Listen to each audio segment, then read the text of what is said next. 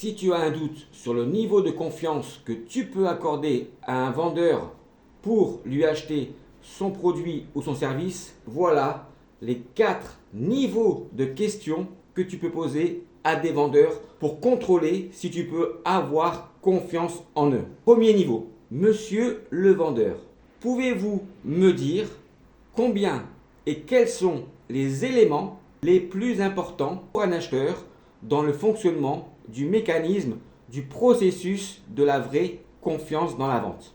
Deuxième niveau, genre pour les youtubeurs de la vente qui ont lu 2 fois le livre de Jordan Belfort et regardé 10 fois le film pour penser qu'ils sont de très bons vendeurs, pour essayer de comprendre ce qu'est la vente. Monsieur le vendeur, pouvez-vous me dire pourquoi dans la phase de découverte, il y a toujours 2 éléments qui sont toujours très importants et qu'il y a toujours 2 éléments qui sont toujours les moins importants pour un acheteur dans le fonctionnement des 4 éléments de la vraie confiance dans la vente.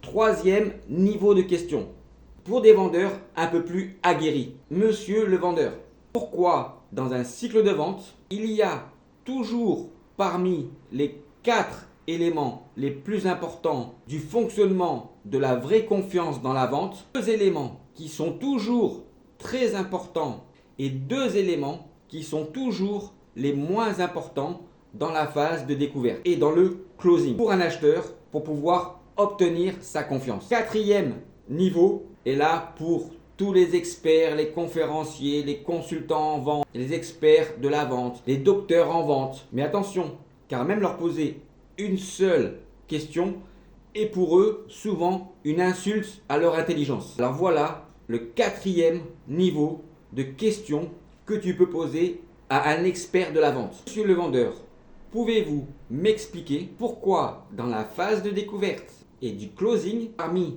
les 4 éléments les plus importants pour un acheteur du fonctionnement de la vraie confiance dans la vente, pourquoi un des 2 éléments les plus importants et un des 2 éléments les moins importants dans la découverte doivent être et rester au même niveau d'intensité pour un acheteur dans le closing. Voilà les 4 niveaux de questions que tu peux poser auprès d'un vendeur en fonction de son degré d'expérience pour savoir si tu peux lui faire confiance. Je vous souhaite à tous et à toutes une excellente journée, de très bonnes ventes et n'oubliez pas que ce qui est aussi très important dans la vente est de pouvoir prendre du plaisir. Et les personnes qui se prennent généralement trop au sérieux font cela juste pour masquer leur niveau d'incompétence. À bientôt!